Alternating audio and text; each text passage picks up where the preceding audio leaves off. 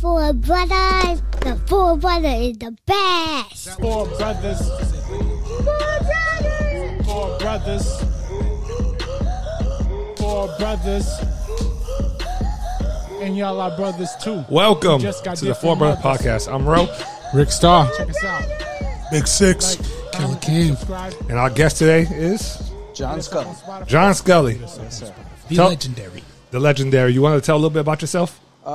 Yeah, I mean, I used to be an amateur and a pro fighter from 1983 to 2001. And then after my last fight, I transitioned into train fighters. And that's what I do now, amateur and pro. Let's start from somewhere near the beginning. Okay. Amateur, 1987. Damn. New England Golden Glove Championship. Oh, yeah. Who was the champion that year at 165?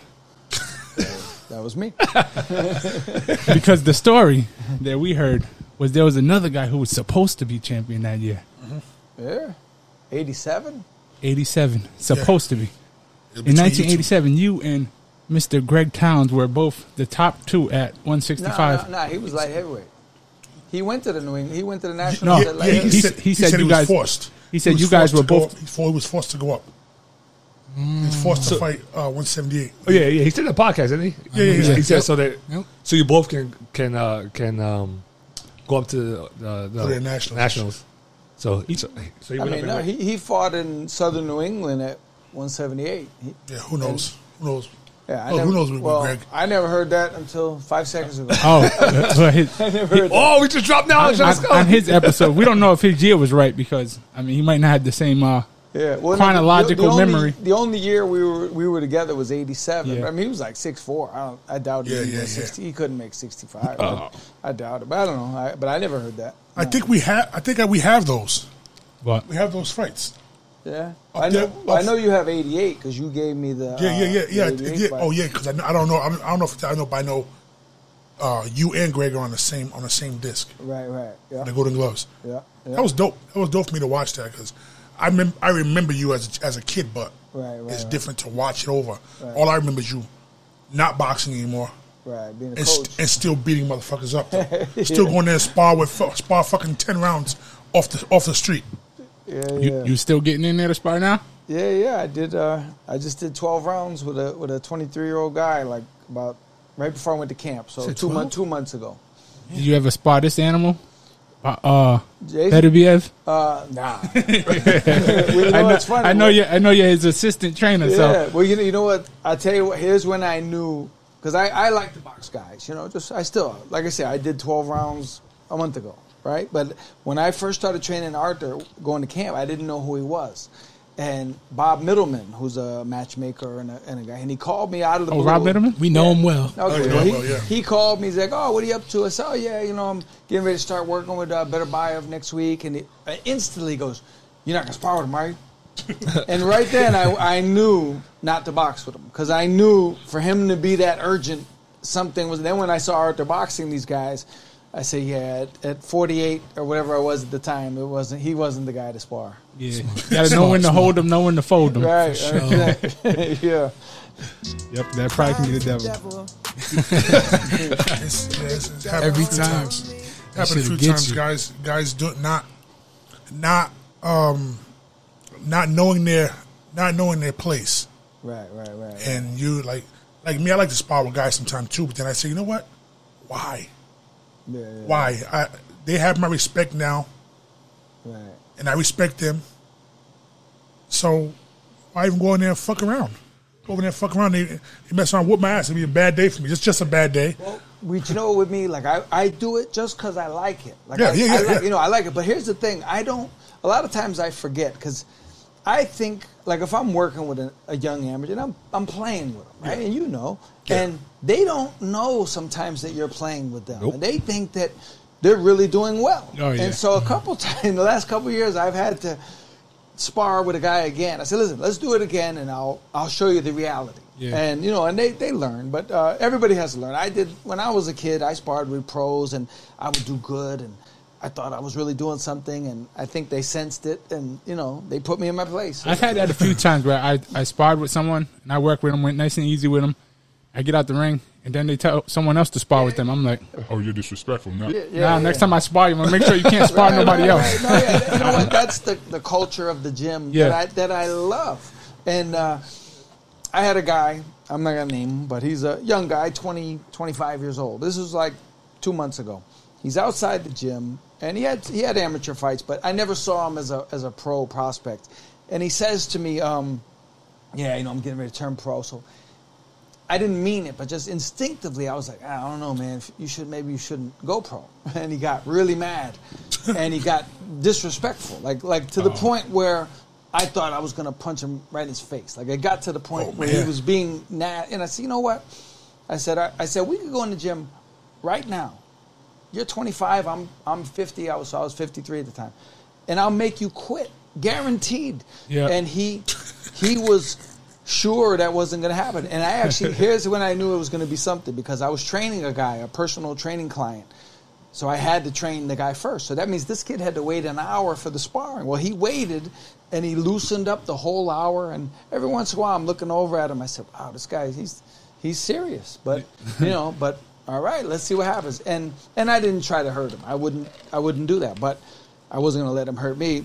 Long story short, he quit after the 7th round. And I knew he was going to quit. Body shot? No, just pressure. And, I wasn't even trying to hurt him. And towards the end of the 7th, though, I get theatrical, right? Towards the end of the 7th, I realized he was going to quit. I knew he was. I could tell by his body language. So I told everybody in the gym, I said, he's going to quit. He's about to quit. And he quit. And I haven't seen him since. Never saw him again. Never saw him again. Yeah, people don't like the truth. You try to tell them the truth. Well, pro is not for everyone. And just because you're a good amateur doesn't mean pro is for you. And there's guys I've told, to their credit, they listened to me. I had good amateurs. Sammy Vega was a good amateur. Orlando Cordova was a good amateur with a very good punch. And I told them, it's not for you. Pro is not for you because you love boxing. Pro isn't for people who love boxing. Pro is for people who want to make money and be world champions and dedicate themselves. And I said, you're better off staying amateur. You'll continue to love boxing because you, as a human, the way you are, I'm talking about just those two guys in particular, they would hate boxing after a year and they would never fight again. So pro is definitely not for everyone. Yeah, it's true. True as hell. Come off. I've always thought amateur boxing was tougher. Yeah. But it's way more fun. It's way more fun. You get to meet new people. You fucking spend all week fighting. If you lose the first day, you got a fucking free vacation. You go out to have a good time. You look for chicks, shit like that. Like, yeah. And pros, man, that shit is cutthroat as hell. Well, you know what it is. If you go to 15 national tournaments, chances are you're going to lose 15 times. You may go to the finals, semifinals, but the majority of people lose. So you could tell someone, this guy lost 15 tournaments. Somebody, he sucks. I go, no, he's one of the top 5 guys in the whole country. He just couldn't win the national tournament, which I don't think you understand how hard that is. Keep seeing the same person. Who was that one other super heavyweight? George Garcia. George Garcia. He used to run into Jay all the time. Right. Yeah. But here's the thing. You turn pro, you lose one fight, and your career is halfway done. You're a bum. You got to fight your way back up. Right. So it's totally different. Yeah, that was a big difference that we were talking about between like MMA and boxing. Like boxing, MMA you can lose and still be a champion. You quit. Tap out. What you tap out. Well, that's how it was in the 40s and the 50s. If you look at the greatest fighters of all time, they lost. They lost a lot. And they were still great. You didn't go see the undefeated guy. You went to see, if you wanted to watch Sugar Ray Robinson, you went to watch Sugar Ray Robinson, whether he lost his last fight or not. Now, a guy loses one fight and people go, he sucks. I don't want to go see him. They want to be like Floyd for no reason. Right. Floyd messed the game up in a big way because he's got young guys thinking you have to be undefeated. You have to be a good fighter. If you lose 2 fights, you're terrible. And it's not true. It's not so. Yeah. Is Floyd's the one who started that A-side, B-side nonsense, right? Right. Yeah, because I never heard that until Floyd Mayweather. Not Pretty Boy Floyd, but the Money Mayweather. Yeah. Like that shit was completely different. He turned into the businessman, and now he's got kids, young amateurs, wanting to emulate him, become businessmen. and that doesn't work. You know, it just doesn't work. You got to make sure you can fight first. Right. Some of them they're great businessmen, but they can't fight. But you know, and that's the thing. Like you get guys now, they want to be a rapper.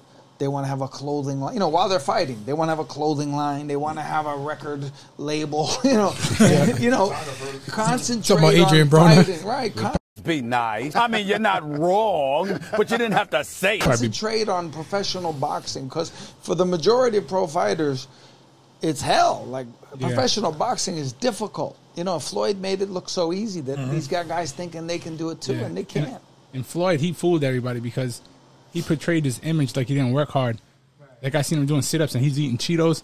Yeah. But you know that motherfucker works harder than everybody. I saw him in the gym years ago, 2003 in Las Vegas. He didn't even have a fight coming up.